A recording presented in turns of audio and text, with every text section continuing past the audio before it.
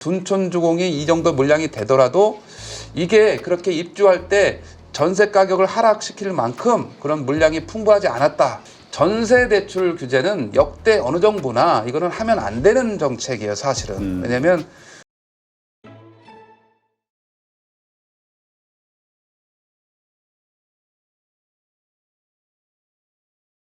오늘 모신 분은 건국대학교 부동산대학원 겸임교수시죠. 박합수 교수님 모셨습니다. 어서 오세요. 네, 안녕하십니까? 네.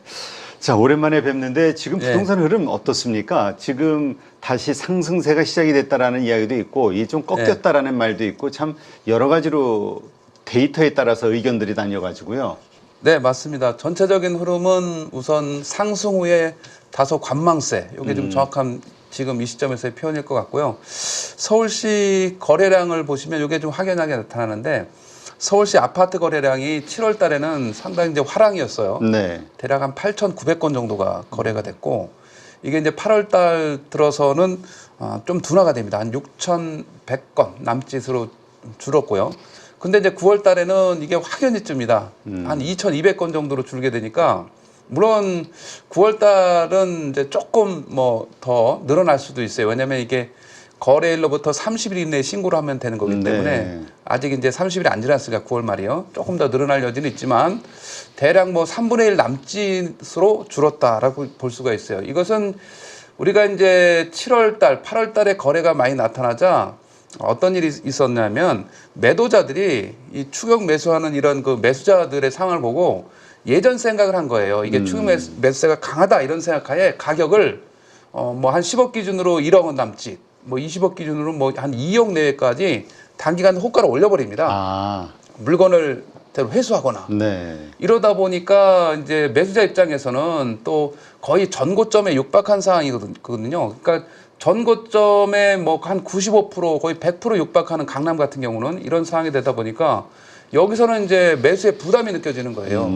그리고 이제 외곽 지역 같은 경우에도 어느 정도 1차 우리가 뭐 9평이라고 하는 3, 4평 기준으로 한 15억 가까이가 되면 이게 이제 부담스러워지는 가격이거든요. 외곽 지역도. 네. 여기서 이제 주춤하는 모양새가 나타나게 됐다라고 보시면 될 것 같고요. 그리고 9월 들어서는 정부에서 가격이 따라오르자 대출 규제에 나섰어요. 네.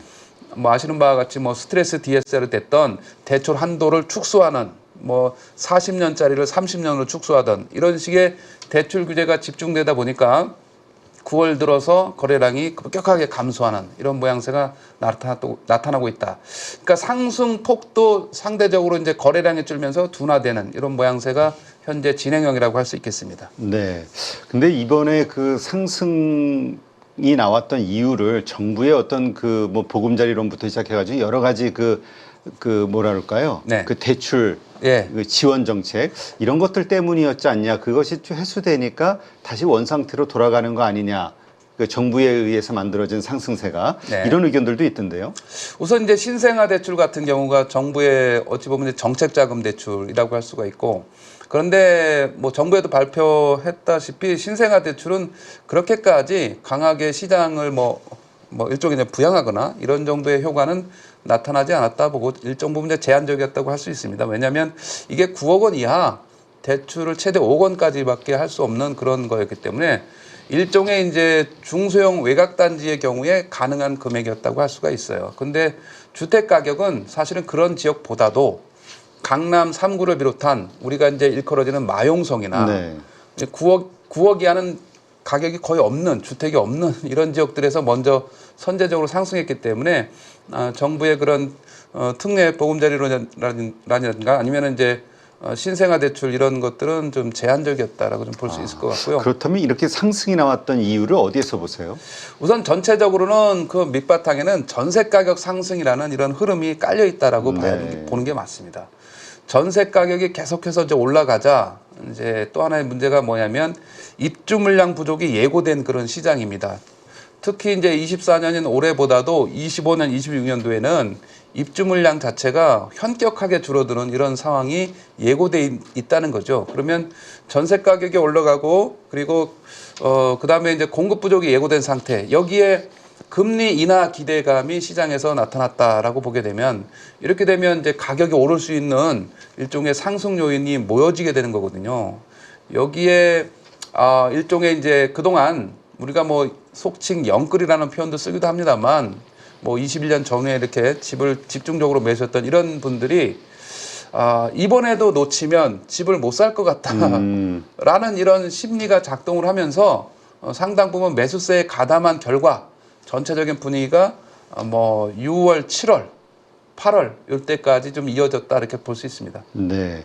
그렇다면 뭐 여러 가지 논란이 있습니다만 사실 우리 소득 대비 지금 네. 부동산 가격이 다른 나라에 대비해서도 그렇고 말이 안 된다라는 네. 그렇게 상당히 높다라는 의견들도 있잖아요. 네네. 지금의 이 상승세 이런 것들은 구조적으로 계속 진행될 수 있는 거라고 보세요? 아니면 이거는 좀 일시적인 거라고 보시나요?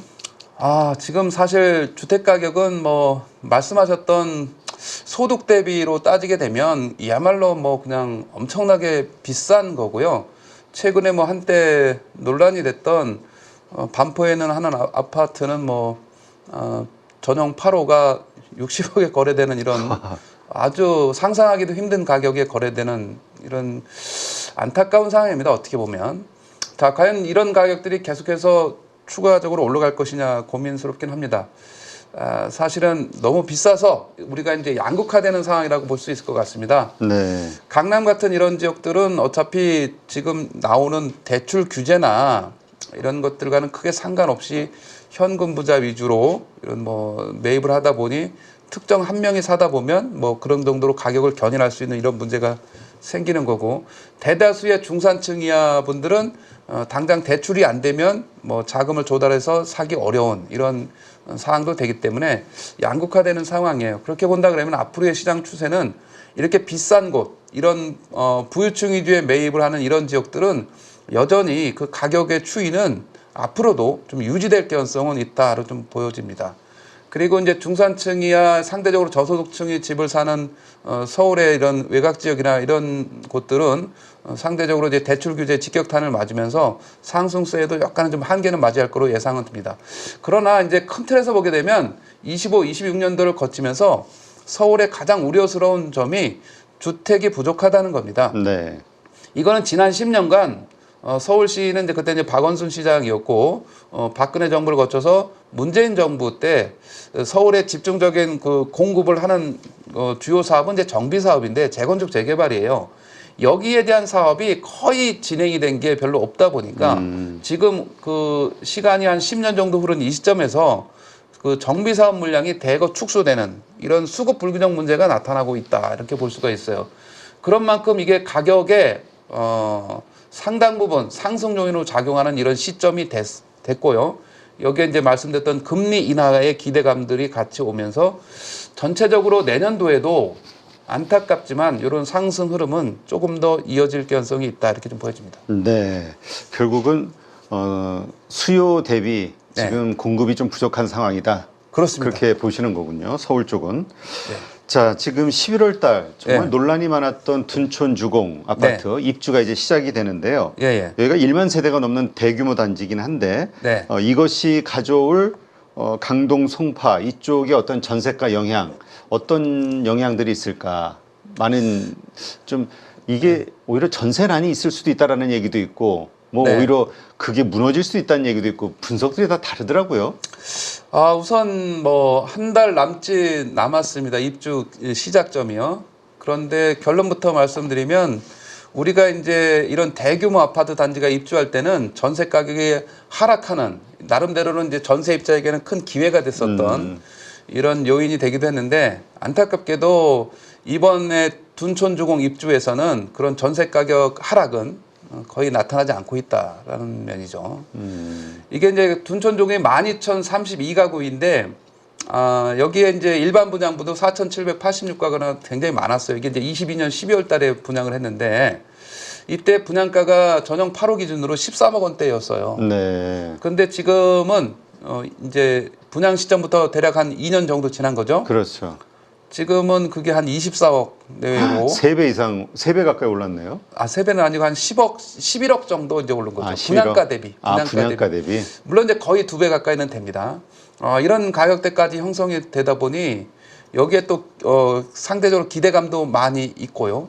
그리고 전세 가격도 물론 이제 전세가율이 50%까지는 안 되지만 그래도 50% 밑으로 뭐 30% 40%까지 떨어지기는 어려운 거거든요. 그렇게 본다 그러면 매매 가격이 많이 올라서 전세 가격을 살짝 견인했다. 이 정도도 좀 예상을 해볼 수가 있고, 그리고 또 이 또한 서울 전체적으로 이 12,000 가구가 입주하는 게 서울시 전체 올해 입주 물량의 절반 정도를 차지해요. 아, 그래요.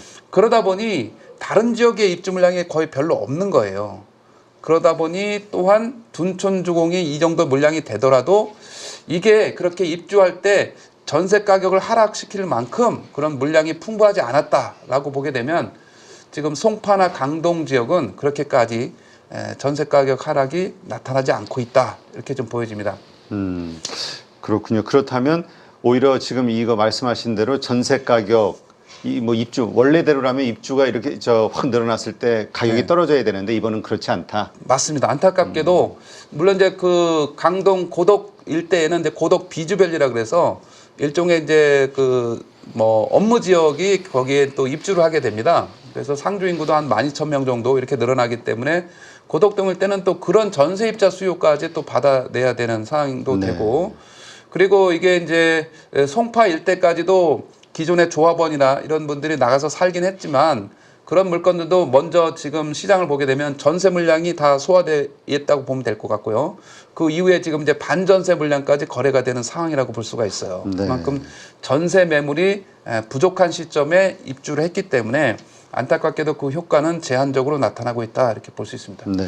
이 둔촌주공 분양할 때 참 많은 논란이 있었는데 결국 정부에서 어떤 좀 특혜를 줘서 네. 이거 살린 거 아니냐라는 의견들도 있었거든요. 네. 근데 지금도 보니까 다음 달에 신규 아파트 전세 대출 규제를 푼다. 네. 이런 얘기가 있는데 이러다 보니까 이것도 이쪽을 살리기 위해서 이런 정책이 나오는 거냐, 뭐 이런 논란도 있습니다. 이 내용 좀 설명해 주세요.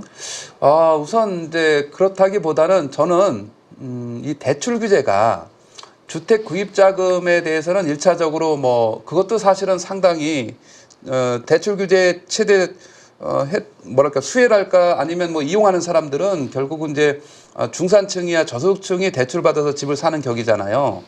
정작 그들이 집을 못 사게 되면 오히려 나중에는 주택 시장 안정에 저해가 되는 거라고 볼 수가 있어요. 지금 가령 주택을 소유한 가구가 한 56% 정도 되는데 우리는 궁극적으로 주택 가격 안정을 시키기 위해서는 소유 가구 비율을 대략 뭐 이것은 한 10% 정도 상향, 한 65% 정도까지 올라가는 게 궁극적으로는 주택 가격 안정에 기여할 거라고 보는데, 그러려면 이제 중산층이나 이런 저소득층이 집을 좀 더 사는 게 시장 안정 측면에서는 유리하다고 볼 수 있습니다. 왜냐하면 대출 규제를 하다 보면 정작 상대적으로 수혜자가 나타나는데 그게 뭐냐면 현금부자, 투자자, 다주택자예요. 그들은 대출 규제와 상관없이 이 실수요자가 대출 규제 때문에 집을 못 사는 이 틈을 이용해서 오히려 전세를 끼고 집을 살 수 있는 이런 틈새를 들어올 수가 있는 확률이 좀 높아졌거든요.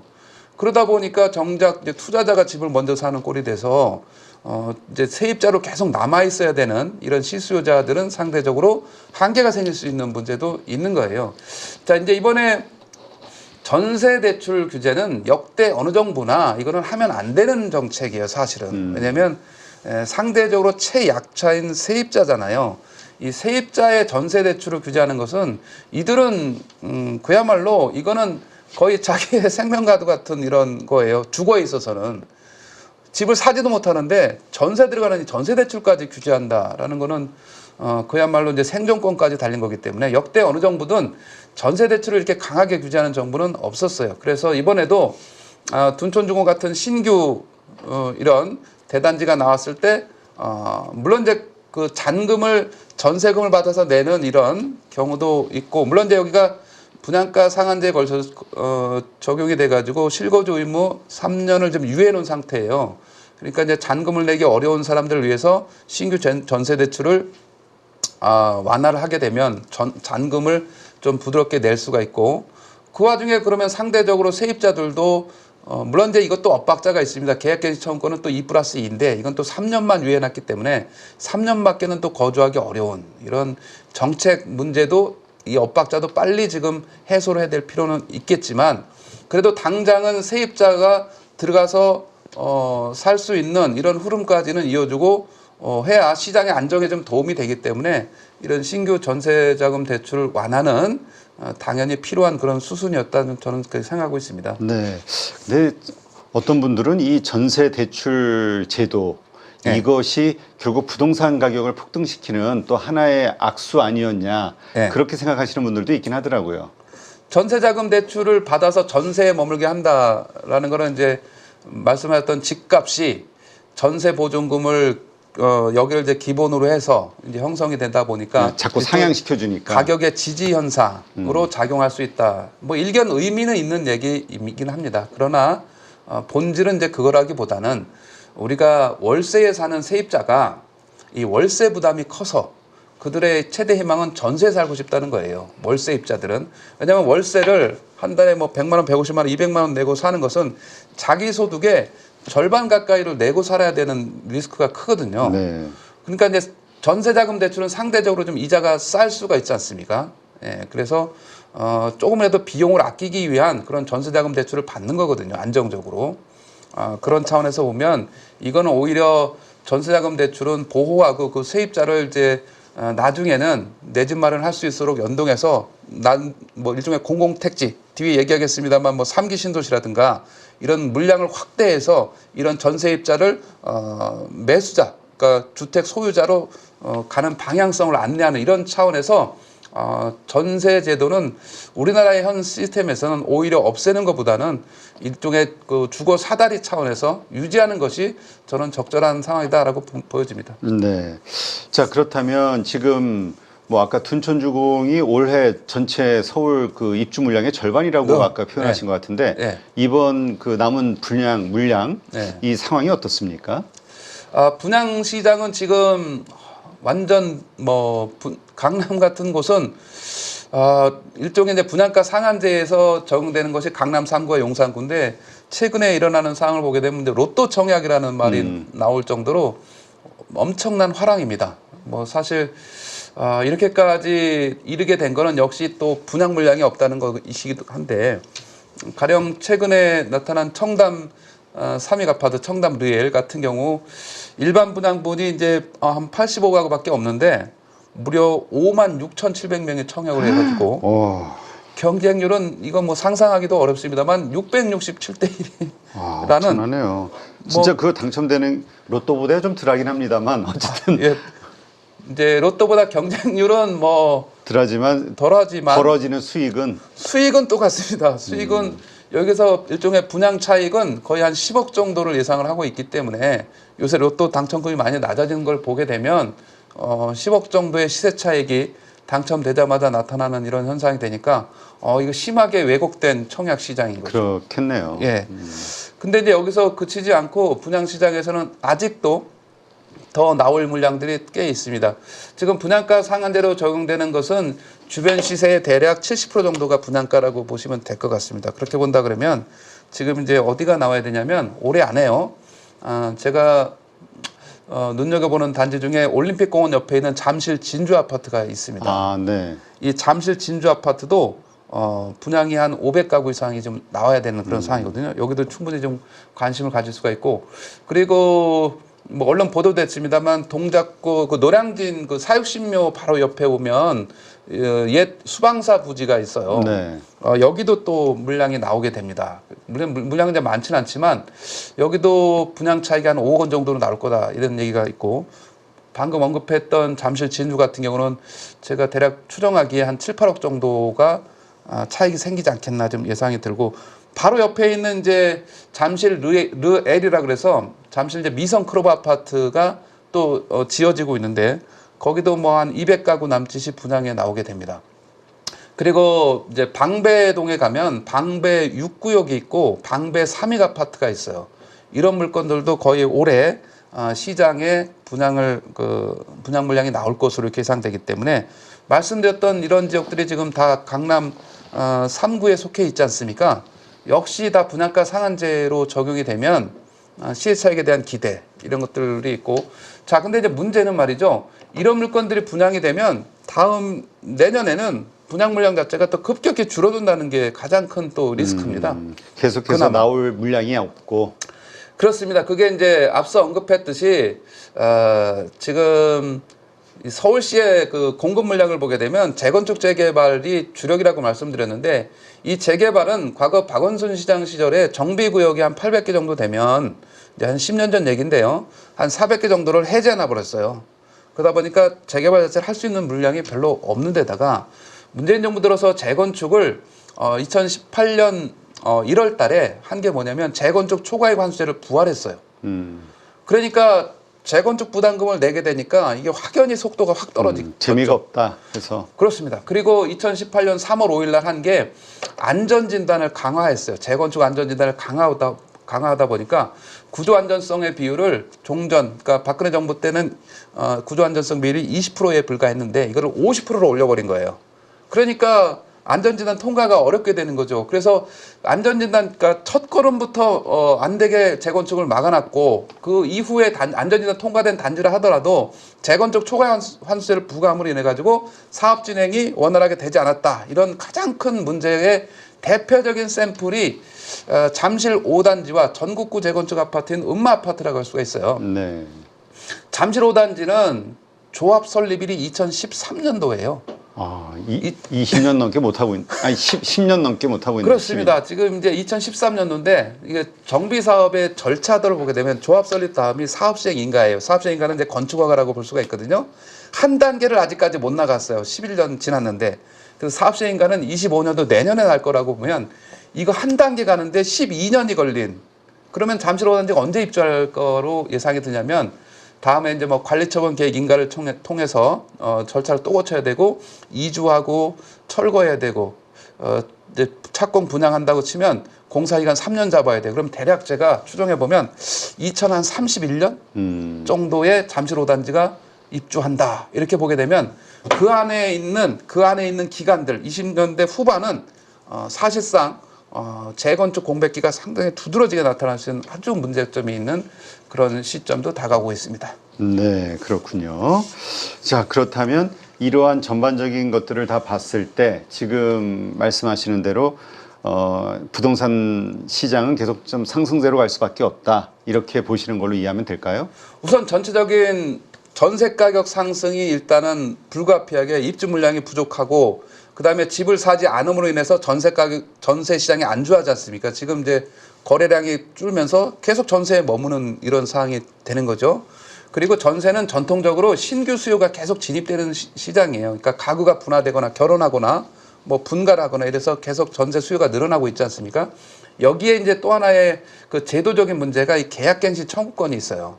계약갱신 청구권이 이제 이번 7월 말, 그러니까 8월 1일이라고 하겠습니다. 8월을 기점으로 만 4년이 지나갔습니다. 그러면 그러니까 8월 이후에 전세 만기가 돌아오는 경우에는 다 이제는 5% 계약갱신을 하는 게 아니라 신규 전세 계약으로 신규 건수로다가 잡히는 거예요. 아, 그래요. 그러니까 이 신규로다가 돌아간 전세 물량을 연장할 때 그 집에서 연장하더라도 거의 주변 시세에 준하게 전세 가격을 올리겠죠. 예?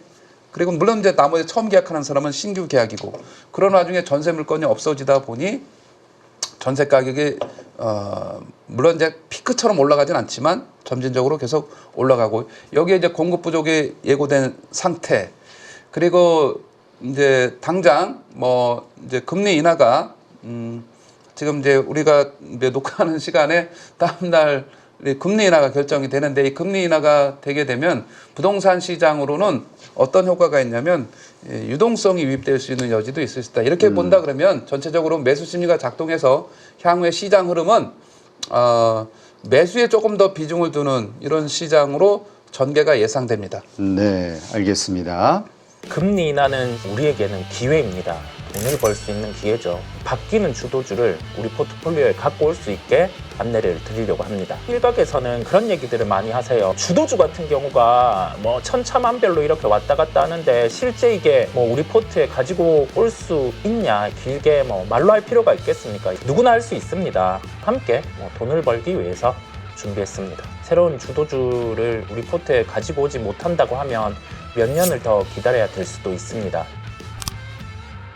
돈을 벌기 위해서 필요한 기초 VOD 강의를 진행을 할 거고요. 최근에 시장 변동성이 큽니다. 그 안에서 오늘의 전략이 내일의 전략이 바뀌는 경우가 많기 때문에 주 2회 라이브를 통해서 지금 변화되는 시장에서 바로 수익을 볼 수 있게 진행을 할 예정이고요. 여태까지 제가 보여줬던 결과물이 담겨있기 때문에 후회하지 않으실 거고 저와 함께라면 충분히 가능하다는 말씀을 드립니다.